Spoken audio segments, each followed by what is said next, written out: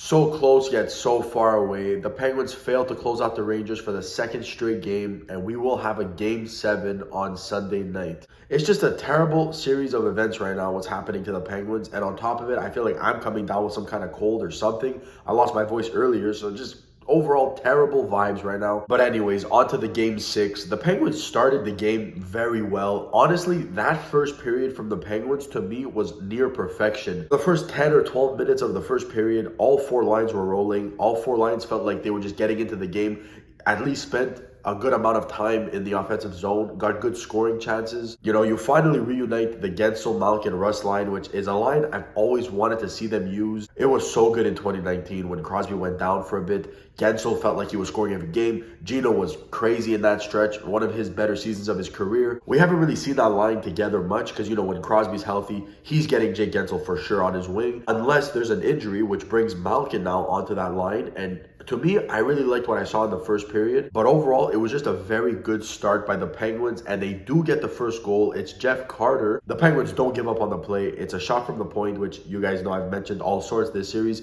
Rebound, they get a first whack, second whack, third whack. It's Jeff Carter who does not give up, gets that huge goal, huge opening goal. And the one thing I need to mention about Carter, he's had so many moments where he looks bad.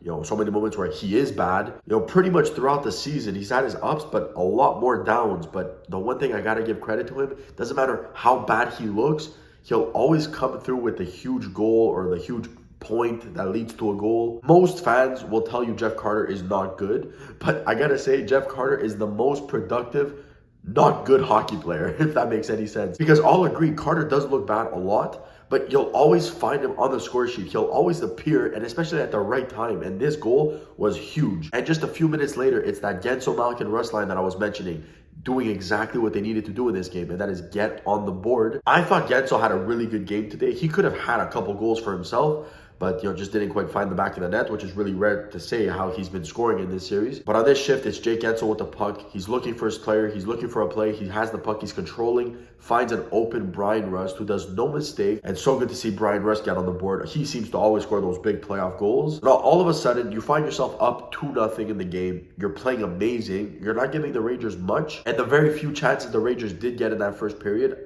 I thought Louis Domingue made some great saves. The first period comes to an end, and honestly, at that point, I'm looking at myself like, how can the Penguins lose this game at this point? Like, they're playing really good. I mean, obviously, we've seen what's happened in this series. The game can take a turn for the worse at any time, and that happened in the second period. But it's so frustrating because it wasn't like game 5 where it was Crosby getting injured. You know, Rangers get momentum, score those 3 goals. It's their own fault. Evan Rodriguez gets hit in the boards. He doesn't like the hit. He comes right back and retaliates. He takes the 2-minute penalty for roughing. And honestly, at the time, I was looking at the whole play. Yes, I could see where you don't like the hit if you're Evan Rodriguez. It was a pretty hard hit, and he was kind of positioned awkwardly in the boards. You're controlling, you have the momentum. You can't retaliate with that penalty. You get hit and you don't like it, you got to keep skating. Like, whatever happened to the Mike Sullivan motto of just play that ran the whole back-to-back runs? Evan Rodriguez heads to the box, and it's not even like 15 seconds later, off the face-off, the Rangers win it, and it's Zibanejad with a great shot, beats Louis Domingue. Pretty tough for Domingue to stop, but it's just the fact that you gave this team that was down on the floor, you just helping them back up continuously, and it will cost them. So the fact that the Penguins just said, here, take the momentum, just gifted it to them. And if the Penguins don't win this game 7, you'll always look back at the game 5 when they were leading 2-0, and you'll look back at the game 6 when they were leading 2-0. At least in the game 5, it was an unfortunate event to Crosby. You couldn't control that. The game 6 one here tonight was fully controllable, and it was all on Evan Rodriguez. So obviously, when it rains, it pours. It's Zibanejad again, one-timer, beats Louis Domingue minutes after to make it 2-2. Just like that, your lead is erased. And that goal from Zibanejad, the second one, needed to be stopped from Louis Domingue. It's plays like this where he'll make some good saves, but the saves that he needs to make, and we'll get onto it later on, I'm sure you guys all know what I'm talking about, but he needs to make a save like that. But again, and I've mentioned it so many times in this series,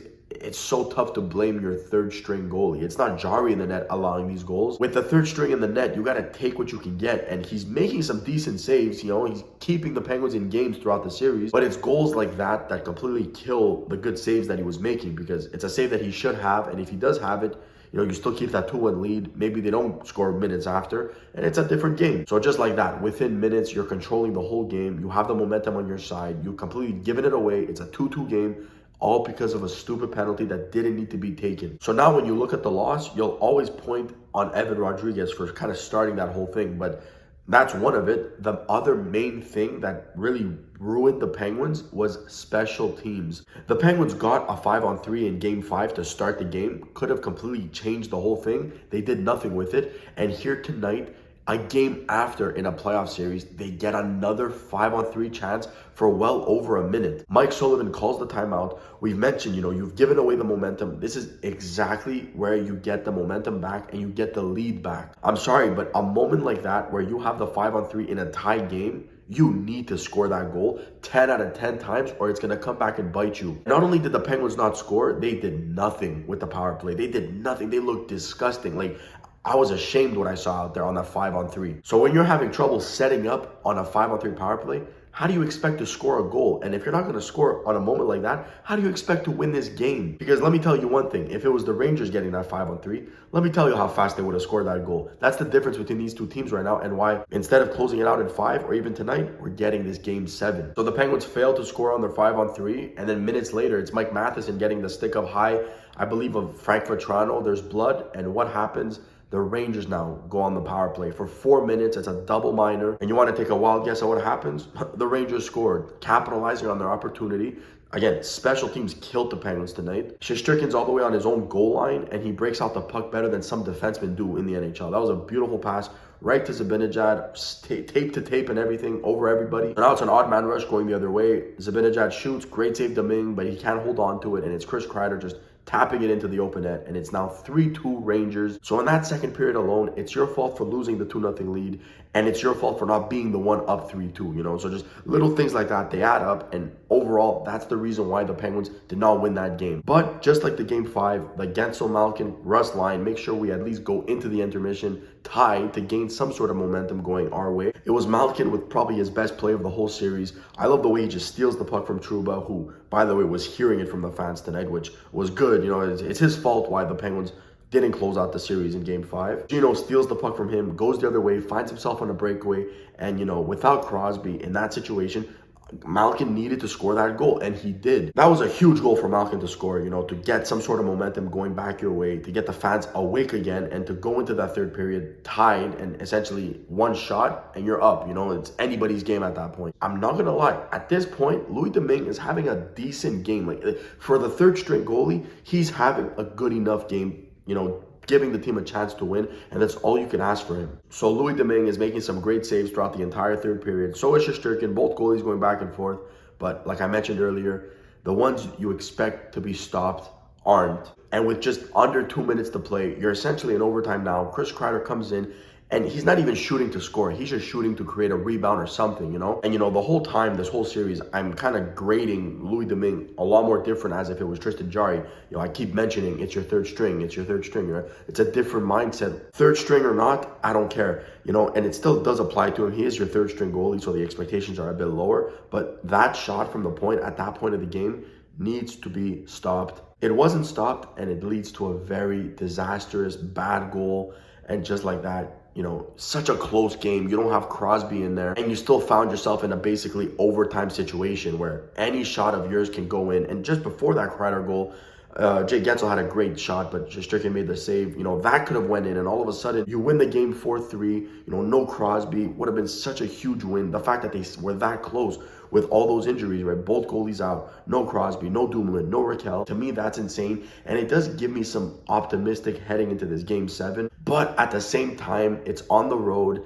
All the momentum's on the Rangers, all the pressure's on the Penguins. But anyways, leave all the momentum, injuries, all the storylines, leave them out. At the end of the day, it's just one game on the road that the Penguins have to try and win here. Nothing will surprise me at this point anymore. Expect the unexpected, which is why deep down, I have such a little strange feeling about this game 7. On the surface, I'm expecting them to lose, I'll be honest. But deep down, imagine they win, right? Because it's just a win. It's just one game. They could do it. If this is the last game of the Crosby, Malkin, Letang era, please don't make it be a loss in a game 7 where you're blowing a 3-1 series lead without Crosby of the trio. But anyways, and look at this. I currently have my TV on right here, and they're showing this Chris Kreider goal again. Come on, Louis. Louis Domingue, how do you allow? But anyways, this is it. The winner takes all. Game 7. Everyone's favorite words, unless your team is playing in it. It's going to be very stressful, but hopefully they make it worth it. I'd love to hear what you guys think. How confident are you heading into this Game 7 on Sunday? And as always, I'll catch you guys in the next video, which will either be a depressing end of a run video or a very fun celebration. So we'll see which one it is. And as always, thank you so much for watching.